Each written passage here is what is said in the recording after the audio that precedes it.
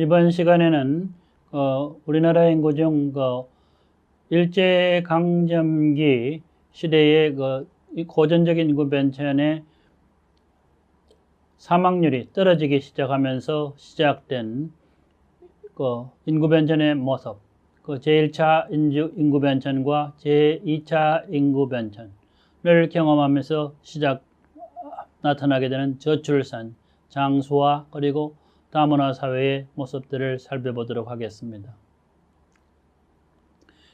특히 이제 오늘 강의 내용은 일제강점기부터 해방 직전에 남북한 모두와 분단 이후에는 남한 사회를 중심으로 해가지고 인구 성장, 인구 구조의 변동 패턴을 배운다는 것이죠. 그 다음에 이제 인구 동태와 인구 이동의 변화, 그리고 최근에 이제 저출산, 고령화, 다문화 사회의 출현 배경을 배우도록 하겠습니다. 그런데 한국의 인구 성장을 표로 만든 것이고, 그 다음에 이것은 그래프로 그려놓은 것입니다.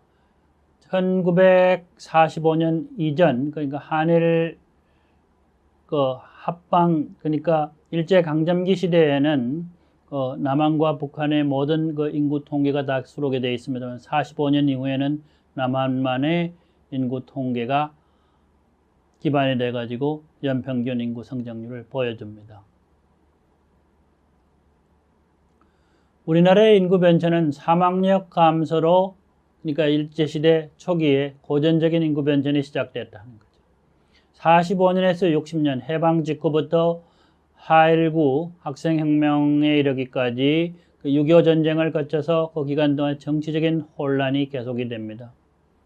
그러다가 출산력의 감소로 60년에서 85년의 고전적인 인구 변천이 완성이 되고 85년 이후엔 주로 대체 출산율이 2.1, 합계 출산율이 2.1명 이하로 떨어지는 그런 제2의 인구 변천 시대가 시작된다고 볼 수 있겠습니다. 일제강점기 시대, 1910년부터 45년, 35년 동안을 보면 한일 합방 이후에 의료보건 개혁이죠. 물론 우리나라 사람을 위한 것은 아니었습니다만은 그것이 일부는 우리나라 전반의 의료보건 상태를 개선하는 데 도움을 주었다 하는 것이죠. 사망률의 변화, 즉 3.5%가 되는 때가 1910년이죠. 상당히 높았습니다. 그것이 2.3 정도로 떨어집니다. 전반적으로 영아 사망률의 개선 결과인데 이러한 변화가 있었고, 조출생률의 변화 3.8%에서 4.3%로 올라가게 됩니다. 이것은 어떻게 보면 영양 상태가 개선되면서 출산율이 약간 올라간 부분이 있겠죠. 인구의 자연 증가 속도가 7 내지 10배가 빨라지게 됩니다. 자연 증가율은 조선시대 0.2에서 0.3%였는데 일제강점기에는 대략 2.0% 수준으로 대단히 빨라지기 시작을 했다는 겁니다. 일제강점기 시대의 고전적인 인구 변천, 이 클래시컬한 데모그래픽 트랜지션의 계시로 인구의 빠른 증가, 즉 사망률이 감소하고 어떤 점에서는 출산율이 약간 증가하는 그런 현상을 보였다 이거죠. 이것은 또한 조선시대에 볼 수 있었던 것과 유사한 혹은 그보다 더 심한 토지에 대한 인구 압력, population pressure가 생겨나게 되는 겁니다. 사람이 많아지면 토지는 제한되어 있기 때문에 인구 압력이 느껴지는 거죠. 그러니까 농촌 지역의 경우, 그 당시에는 대부분이 다 농촌 지역에 살고 있었습니다만은 대규모의 인농향도, 농촌을 떠나서 도시로 향하려고 하는 현상들이 나타난다 이거죠. 근데 우리나라의 경우 일제시대의 해외 이동은 만주와 일본에 국한돼 자발적인 이동이 어느 정도 있었다 이거죠. 초기에는요. 일본의 제2차 세계대전 참전으로 자발적 이동자의 수가 감소하게 됩니다. 대규모의 해외 인구 이동으로 인한 새로운 인구 현상이 일어나는데 도시화를 촉진시키고 또 혼인 연령을 올려놓는 결과를 초래하게 됩니다.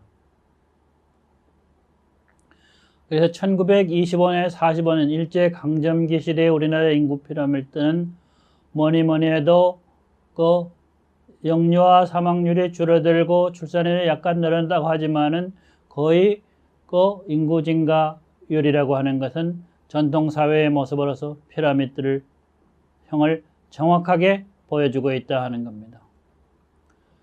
그러니까 일제강점기 시대 그 한국의 연령별 인구 구조는 고출산 고사망의 초기 변천에서 볼 수 있는 가파른 산의 모양을 보인다 하는 거죠. 그러다가 이제 우리나라가 해방이 됩니다. 남북이 분단되는 거죠. 그러다가 다시 6.25 전쟁, 한국 전쟁이 일어난다 이 말이죠. 그 다음에 전쟁이 끝나고 나서는 4.19 학생이고 또는 5.16 군사혁명이 나게 된다는 겁니다. 해방 직후의 정치적인 혼란, 바로 45년에서 49년인데 이 기간 중에는 해방 직후의 연평균 인구 성장률이 6%를 넘어서게 됩니다. 우리나라 역사상 가장 높은 연평균 인구 증가율이었다라고 이야기할 수 있습니다. 보통 폐쇄된 인구 이동이 없는 경우에 보통 인구 증가율이 높다라고 하면 3%인데 북한 지역에서 또는 일본이나 사할린 그리고 만주 지역에서 왔던 사람들이 그 당시 많이 태어나는 아이들 때문에 생겨나는 성장률 3%에 해당되는 정도의 비율을 높여놓았던 것입니다. 그러니까 일제강점기 중에는 출산율이 큰 변화가 없는 상황에서 영유아 사망률 개선으로 고전적 인구 변천이 시작되었고 2 내지 3% 정도의 연평균 인구 성장률은 예상되었다 하는 겁니다. 그 해방 직후 정치적인 혼란, 그러나 강제 이주민이죠. 그러니까 일제시대 그 중일 전쟁이라든지 그 다음에 태평양 전쟁을 시작하면서 일본으로 또는 사할린으로 많은 지역으로 대량 강제이주, 징병징용을 당해서 갔죠. 이런 사람들이 대량 귀환이동, 유턴 이동을 하게 되고 북한 지역에 있는 사람들이 귀환을 하게 됩니다. 그리고 또 피난민들도 나오게 되는 거죠. 그래서 6% 정도의 높은 인구 증가를 보이게 되는 방아쇠가 되었다는 겁니다. 결국 그 강제 이주민이 돌아온다든지 북한 지역의 귀환 이동 또는 피난민 이런 사람들이 인구 증가를 부채질했다 하는 거죠. 높은 자연 증가에다가 만주와 일본의 강제 이주민의 귀환 이동, 북한의 피난민 유입은 사회의 전반적인 혼란을 야기하게 됩니다. 정치적 혼란기 중에 49년에서 50년 사이의 인구 이동은 한국전쟁에서 결정된 시기였다 하는 겁니다. 높은 사망률과 북한으로부터의 인구 유입, 거기다가 경계선, 휴전선이 그러니까 과거에는 38도선이었는데 이게 6.25 전쟁이 끝나면서 휴전선이라는 게 만들어집니다. DMZ 됐더라고 하는 게 만들어진다 말이죠. 전쟁 동안의 높은 사망률은 또 총인구의 증가율을 극히 낮은 수준으로 만들어 놓았다는 겁니다. 한국 전쟁 이후에 55년에서 60년 동안의 또 모습을 보게 되면 그 한국 전쟁 동안의 그 인구 추세에 의해서 이제 주도되는데 베이비붐 현상이 발생하게 됩니다. 출산율이 급격하게 상승하게 되는 거죠. 이것이 상당히 심각한 충격을 주게 됩니다. 이것이 앞으로 우리나라의 경우에 2000년대까지 이제 큰 충격을 주게 되는데 2010년, 2020년 장소가 이루어지면 이루어질수록 이 베이비붐 세대들이 많은 영향을 준다 이 말이죠. 그 다음에 이제 전쟁 중에 보급된 항생물질, 엔티바이오틱스라고 하는 건데 사망률을 급격하게 감소시켰습니다. 인구의 자연 증가는 사상 유례 없는 정도로 높은 수준을 유지했다 하는 거예요. 그 당시에 이제 북한에서 내려오는 사람, 해외에서 들어오는 사람이 없다고 하더라도, 피난민이 없다고 하더라도 3% 수준이었다 이 말입니다. 그러니까 그 당시에 3% 수준이라는 건 25년마다 인구가 늘어난다고 하네요. 남한 인구가 2,500만이다 했을 때 25년이 지나고 75년이 되면 5천만이 되는 거고 2000년이 되면 1억이 되는 거다. 이 당시에 인구 증가, 자연 증가라고 하는 괄목할 만한 것이었다 하는 겁니다. 이 당시 또 보면 그 전쟁 때 죽었던 사람들의 약간의 모습이 나타난 그 55년, 60년 이런 모습들의 왼쪽에 남자들의 약간 파인 모습들을 제외하면 거의 다 보면 인구가 피라미드 모양입니다. 물론 60년에 약간 밑에가 들어가는데 이거는 뭐 때문에 생긴 거냐? 전쟁 기간 중에는 베이비붐이 전쟁이 끝난 이후에 나타나긴 합니다만은 거의 보면 약간 전쟁 기간 중에 사람들이 적게 태어난 부분도 있죠. 그런 부분들이 이 인구 피라미드에 영향을 남긴 것이다 하는 겁니다. 정치적인 혼란기에도 불구하고 일제강점기 시대의 인구 피라미드와 거의 다르지 않지만 차이는 약간은 보인다 하는 거죠. 55년엔 20에서 34세의 남자 인구가 적게 집계되었다. 한국 전쟁 중 젊은 연령층이 징집으로 대대적으로 이루어져 갖고 전사자가 발생했다 하는 거죠. 다른 하나는 1960년에 5세에서 9세보다 0세에서 4세 인구가 약간 적은데 이거는 한국 전쟁 기간 중에 베이비붐의 어떤 모멘텀이 약간 약화되고 저출산에 대한 요구가 생겨나고 있다는 것을 어느 정도는 알 수 있다 하는 것으로 해석을 하기도 합니다. 우리나라의 인구 변천은 일제강점기의 초기 변천을 거쳐가지고 그래서 1960년에서 85년 사이에 고전적인 초기 변천이 본격화된다 하는 겁니다. 그러니까 1960년대부터 본격 전통적으로 높았던 출산율이 계속 떨어지는 현상이 발생하게 됩니다. 이 시기를 보통 후기 변천, 레이터 트랜지션, 고전적인 인구 변천의 본격적인 시작이라고 이야기를 하게 되는 거죠. 농촌에서의 경작지 면적 대비 인구 압력이 상승하면서 당시에 그 박정희 대통령에 의해서 시작된 그 수출 주도형 경제 발전으로 사람들이 도시로 대규모로 이동을 하기 시작을 한다 하는 겁니다. 물론 도시에서도 인구 압력이 생겨나면서 출산력 감소가 본격적으로 시작이 되는 거죠. 당시 박정희 대통령의 강력한 인구 정책이 인구 증가의 추세에 상당한 영향을 주었다 하는 겁니다. 1962년 출산 억제 정책, 전국적인 규모의 가족계획 사업이 채택이 됩니다. 그리고 그 인구 재배치 정책이죠. Population Redistribution Policy라고 하는 건데 1955년에서 1970년 우리나라의 인구는 국제 인구 이동에 의해서 거의 영향을 받지 않는다. 남북이 완전하게 분단되고 해외로 나가는 사람들이 있기는 했습니다만은 사실상 폐쇄 인구 이동이 거의 없는 인구로 가정해도 그리 큰 문제가 없었다라고 하는 겁니다.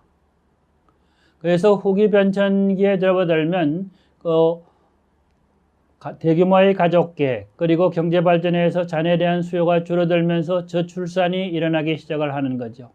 그래서 밑부분이 약간씩 들어가기 시작해갖고 85년이 되면 밑부분이 상당히 들어가고 어떻게 보면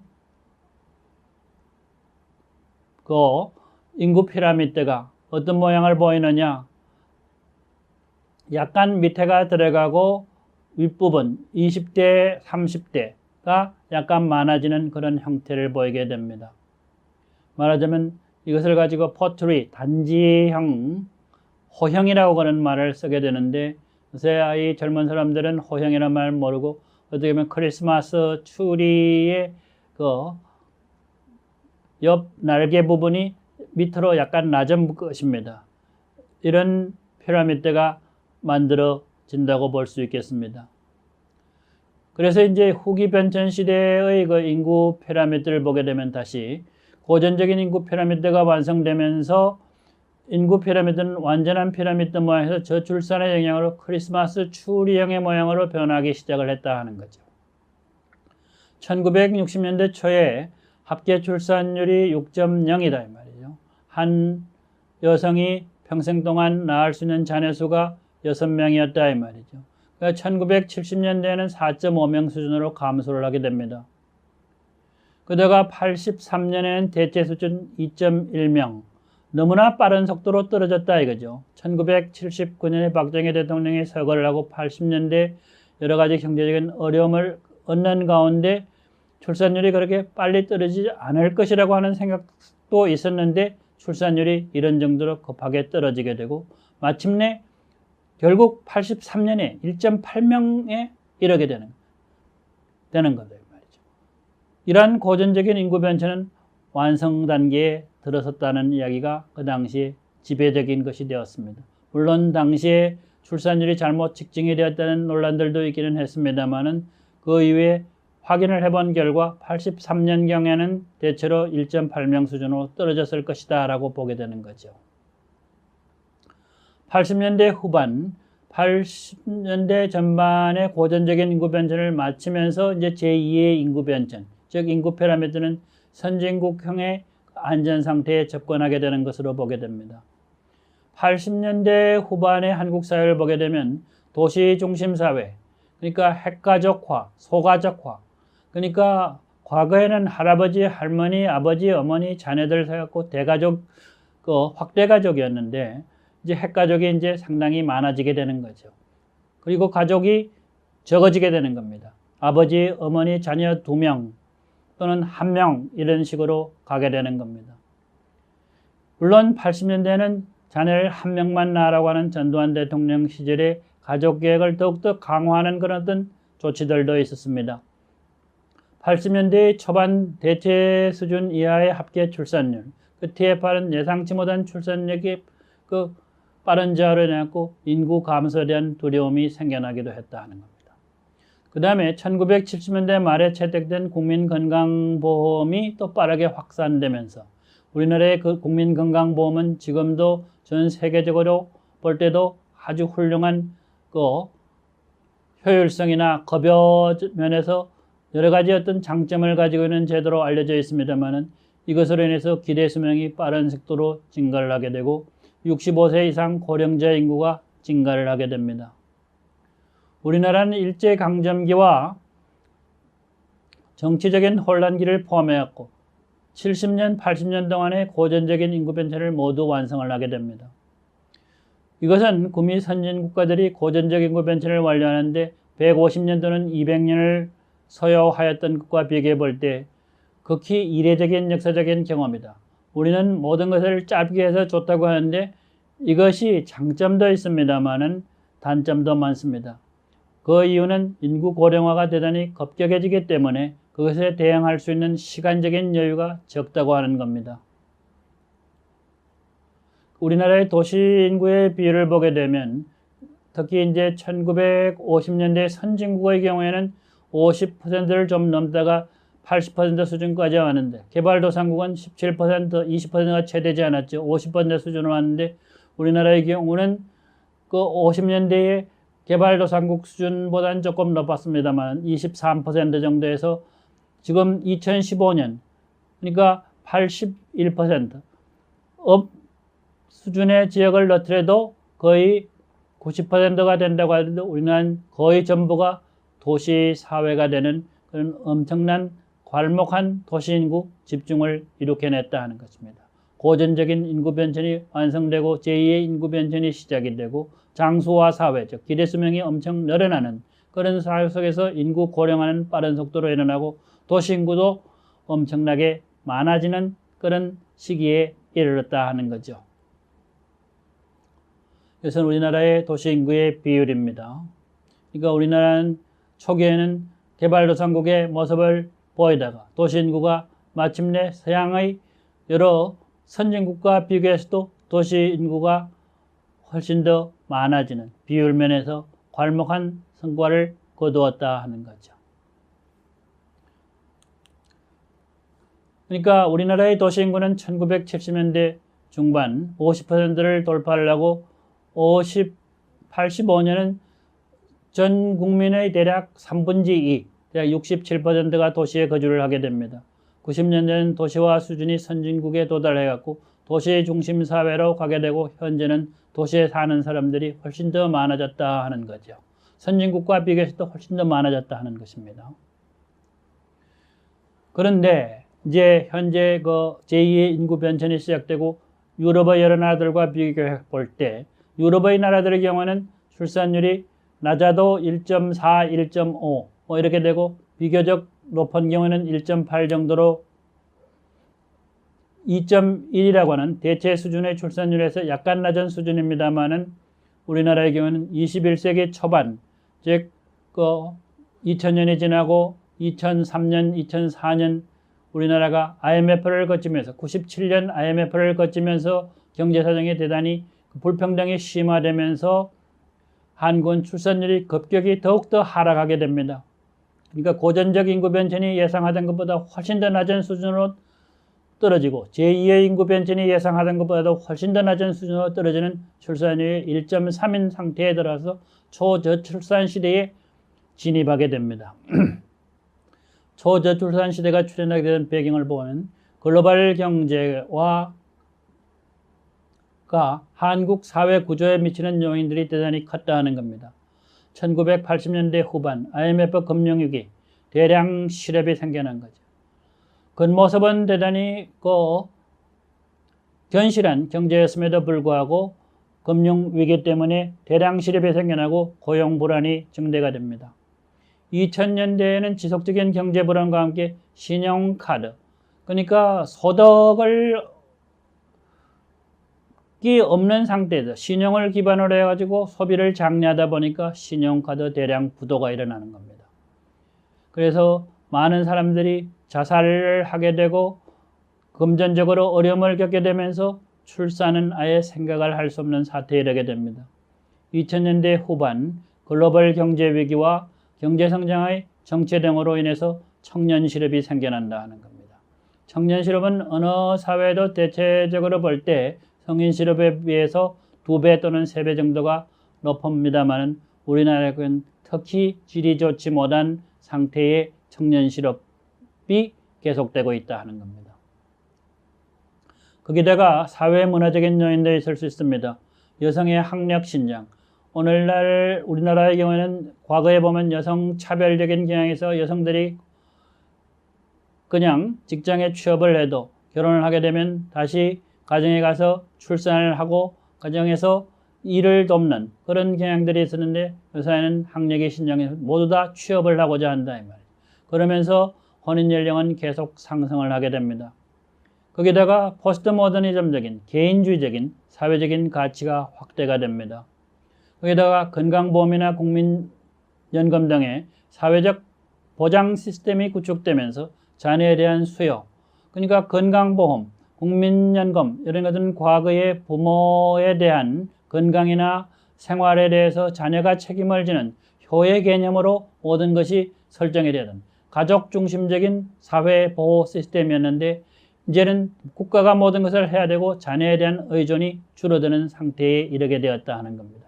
이것이 다른 나라에 비해서보다도 훨씬 더 심각한 상태에 이르렀다 하는 겁니다. 그래서 2차 제2의 인구 변전 시대의 인구 피라미드인데 이게 90년에서 2000년 하면서 이 크리스마스 추리형의 옆에 있는 날개의 모습이 점점 위로 올라가게 됩니다. 점점 올라간다고 하는 것은 저출산의 모습이 점점 확연해지는 것이고 그 인구 피라미드에서 그 날개 쪽에 해당되는 것이 주로 그 베이비붐 시대에 태어난 사람들인데 이 사람들이 고령화되면서 저출산, 즉 일을 할 사람들은 적어지고 있는데 부양해야 될 앞으로의 노인의 숫자는 점점 많아지고 있다는 것을 보여주고 있습니다. 그래서 그 1990년대 이후 저출산, 특히 대체 수준을 밑도는 저출산에서 2000년에는 합계 출산율이 1.30을 밑도는 초저출산 시대가 개시되면서 인구 피라미드는 더욱더 크리스마스 추리 모양을 닮아가고 나무의 날개 쪽은 더욱더 올라간다는 거죠. 인구 고령화가 더욱더 빠르게 진행되는 것을 알 수 있다 하는 겁니다. 그래서 우리나라의 자연 증가는 과거에 이렇게 보게 된다면 그 상당히 큰 거였죠. 그런데 지금은 이제 연평균 증가율이 거의 제로 상태. 2017년에 지금 0.3, 0.4 이렇게 적어지고 있다 이 말입니다. 이것이 적어도 우리가 앞으로 보게 될 장래 인구 추계에서는 2030년에 마이너스 증가, 즉 인구 감소 시대로 들어간다 하는데 그 이전에 인구 감소가 시작될 개연성은 커지고 있다 하는 겁니다. 그리고 사망자 수도 보게 되면 지금 보면 그 2000년대에까지도 계속해서 그 사망자 수는 줄어들었습니다만은 이것이 최근에 들어와서는 점점 늘어나고 있습니다. 고령자가 주로 그 65세, 70세, 80세 이런 데 집중되면서 이 사람들의 경우에는 사망 확률이 커지게 되는 거죠.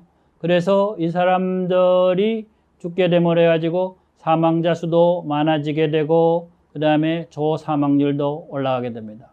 물론 이런 것들을 그 인구 구조에 대해서 모든 것을 표준화, 기준화해서 구한 기대 수명의 경우, 평균 수명의 경우, 생명표에서 나온 이 평균 수명, 출생 시의 평균 수명은 계속 늘어납니다만은 사망자 수도 늘어나게 된다 이거죠.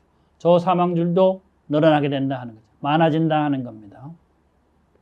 5대 사망 원인을 보게 되면 악성 신생 사망률 또는 그 심장 등과 관련해 여러 가지 어떤 사망률이 이제 점점 중요해지는, 말하자면 그 앞에서 배웠던 엄란이 이야기하고 있던 여러 가지 어떤 사망 중에서 신체의 어떤 원아웃이죠. 기능이 따라 빠짐으로 해서 일어나는 사망 원인, 즉 인위적인 어떤 질병 뭐 이런 것들이 많아지는 시대가 됩니다. 과거에는 전염병이라든지 여러 가지 신체 기관의 어떤 특수한 질병들이 있었습니다만 대부분은 지금은 암이라든지 또는 혈압, 당뇨 또는 사고 이런 것들이 이제 점점 많아지는 사태가 되고 있다 하는 겁니다. 그래서 5대 사망 원인의 추이 그리고 고령화, 장소화 등과 관련해서 우리가 눈여겨 지켜봐야 될 것입니다. 모든 사람이 장소화는 행복을 가져다 줄 것이라고 생각합니다만 건강하게 살 때에만 행복해지는 것입니다. 그래서 우리는 건강 평균 수명에서도 신경을 써야 될 때가 왔다 하는 것을 이런 것들은 보여준다 하는 것입니다. 사실 기대 수명을 보게 되면 우리가 80세를 넘어 산다 또는 85세를 산다라고 이야기를 합니다만 그 10년 전에는 대부분 병원을 왔다 갔다 하면서 살게 된다 이거죠. 10년은 병치레를 하면서 산다는 것이 되겠습니다. 그래서 75세까지만 건강한 수명이고 나머지는 병원을 왔다 갔다 하는 거리 건강하지 못한 남아있는 수명이다라는 이야기를 합니다. 이거와 관련해서 사망 원인의 추이를 누구나 다 살펴보고 거기에 대해서 교훈을 얻어야 된다는 생각입니다. 그 다음에 출생아 수와 합계 출산율입니다. 그러니까 70년대에 4.5 되는 것들이 계속해서 75년 3.5로 줄어들고 그래서 83년경에는 1.8 이하로 떨어지면서 이것이 2000년대 초에는 1.3 이하로 떨어지고 1.3의 주위 1.2 이렇게 맴돌다가 2017년 작년에는 사실상 1.0에 거의 가까워지는 사태에 들어서게 되고 올해 지금 현재 2018년은 1.0을 밑돌게 될 것이라는 예측도 있습니다. 그래서 출생아 수는 과거에 100만 명대에서 80만 명, 70만 명, 60만 명 했고 2000년대는 40만 명을 유지하다가 2017년대는 비로소 40만 명 이하로 떨어졌다. 이러한 수치는 앞으로 35만 명, 30만 명대 수준으로 가게 되고 사망자 수는 25만에서 거의 30만 수준으로 가면서 우리나라가 인구 감소 시대로 가게 되는 것입니다. 모의 평균 연령별 출산율도 과거에 출산율에 비하고 지금은 출산율이 지금까지 2016년, 2017년, 2005년에서 쭉 보게 되면 출산율은 변하지 않았습니다. 하지만은 사람들이 늦게 결혼하기 때문에 뒤로 템포가 늦춰지게 되는 거죠. 그러한 모습들은 연령별 출산율이 어떻게 변화해 왔느냐 하는 것들, 특히 20대, 30대의 경우는 출산율이 감소하는데 30세 이후에 출산율이 높아지는 것을 오른쪽 표에서 볼 수가 있습니다. 우리나라의 이제 혼인 건수를 보게 되면 저혼인율, 혼인 건수가 이제 과거에는 상당히 높았다는 거죠. 그러다 계속 낮아지고 있는 것이죠. 이런 이들 때문에 우리나라의 경우 앞으로 보면 이 혼인 건수, 저혼인율도 계속 낮아질 가능성이 있는데 이게 이제 만혼의 경우에다가 또 비혼의 경우 이런 것들이 많이 낮출 수 있다 하는 것입니다. 이혼 건수는 2000년대 초반 이거 12만, 13만 정도 돼가지고 엄청나게 많은 건수를 보인다. 이때는 이혼에 관련된 범죄들이 상당히 완화가 돼가지고 많은 사람들이 이혼을 좀 쉽게 할 수 있는 것이었기 때문에 그런 경향들이 있습니다. 물론 이때 이 시기적으로 보게 되면 97년 IMF를 경험하면서 많은 사람들이 경제적인 어려움을 겪고 그 이혼이 일어날 수 있는 계기는 마련이 됐습니다. 하지만 2000년대 이후에 혼인과 관련하고 이혼과 관련해 가지고 숙려제도죠. 숙려기간 제도를 두면서 다시 한번 이혼을 생각해 봐라 해 가지고 지금 이혼은 좀 줄어들고 있다 하는 이야기를 할 수가 있겠습니다. 전반적으로 이혼 건수는 2000년대 초반에 피크에 이르렀다가 최근에 들어와서는 조이혼율이나 이혼 건수는 감소하고 있다고 이야기를 할 수가 있겠습니다. 초혼 연령, 그 다음에 평균 초혼 연령은 계속해서 올라가고 있는 거죠. 과거에 생각할 수 없는 것처럼 30세를 다 넘어서고 있다. 남자나 여자. 물론 여전히 여자는 남자보다는 좀 낮은 수준입니다만은 초혼 연령 별로 혼인 건수, 초혼 연령을 볼 때 우리나라는 현재 저출산이 생기지 않을 수 없을 정도로 초혼 연령이 올라가고 있다 하는 겁니다. 연령대별로 이렇게 해서 계속 올라가고 있는 거죠. 그러니까 여기에 보면 연령대별로 혼인 건수, 그 다음에 초혼 연령을 볼 수 있다 이 말입니다. 그 다음에 평균 이혼 연령, 평균 혼인 지속 기간별 이혼 구성비 이렇게 되어 있는데 과거에는 이제 30대인데 지금은 40대로 평균 이혼 연령이 올라가고 있다. 혼인 지속 기간도 보면 과거에는 보면 혼인 지속 기간이 짧은 데 쪽에 이제 보면 이혼의 구성비가 높았는데 최근에는 혼인 지속 기간이 많은 경우 이런 경우에도 이혼이 많이 생겨나고 있다. 황혼이혼이라고 하는 것도 많이 생겨나고 있다 하는 것을 알 수가 있습니다. 그 다음에 외국인과의 혼인 건수라든지 이혼 건수를 보게 되면 과거에 보게 되면 보면 2000년대 보면 외국인과의 혼인 건수가 상당히 높다가 최근에 들어와서는 상당히 줄어들었죠. 이게 이제 과거에 이제 지방자치단체에서 외국인들을 시골에 있는 중소도시에는 남자들과 결혼을 하게 할 수 있도록 여러 가지 사업들이 벌어지고 했습니다만은 여러 가지 부작용이 있으면서 그 건수가 줄어들고 있고 한데 또 최근에 들어와서도 이런 것들과 관련해서 이혼 건수가 늘어나고 있다가 다시 줄어들고 있는 것. 특히 이제 우리나라 남성들이 외국인 여성들과 결혼을 했을 때 이혼율이 높아지고 있는 것들이 있습니다. 저출산 사회에서 혼인, 이혼 그리고 외국인 간에 결혼해서 여러 가지 어떤 부작용, 어려움들이 나타나고 있는 것이 지금 현재 초저출산 시대, 장수화 시대, 다문화 시대의 모습이라고 이야기를 할 수가 있겠습니다. 그래서 이번 강의를 요약을 하면 우리나라의 인구 변천은 사망력 감소로 고전적인 출산 변설이 시작되고 45년에서 60년 정치적인 혼란을 거쳐서 출산력 감소로 60년에서 65년 고전적인 인구 변천이 완성되었고 85년 이후 대체 수준 출산력을 훨씬 밑도는 제2의 인구 변천 시대로 구분해서 살펴볼 수가 있다 하는 겁니다. 출산 관련 정책은 85년 이전엔 대규모의 가족계획 사업으로 출산 억제 정책이 실시됐고 85년에서 2005년에는 인구 자질 향상을 위한 정책이 실시되고 사실상 정책 수단은 전무하였다 하는 겁니다. 2005년 이후 출산율이 1.3 이하로 저출산 시대가 지속되면서 저출산 고령사회 기본법을 제정하기도 하고 기본계획을 수립하여 임신, 출산, 양육에 대한 사회적 책임이 강조되기 시작을 했다 하는 겁니다.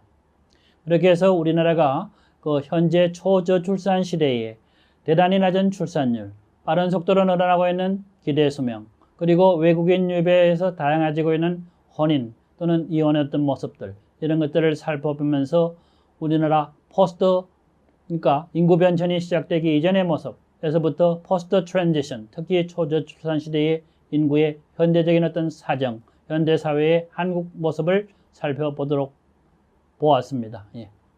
감사합니다.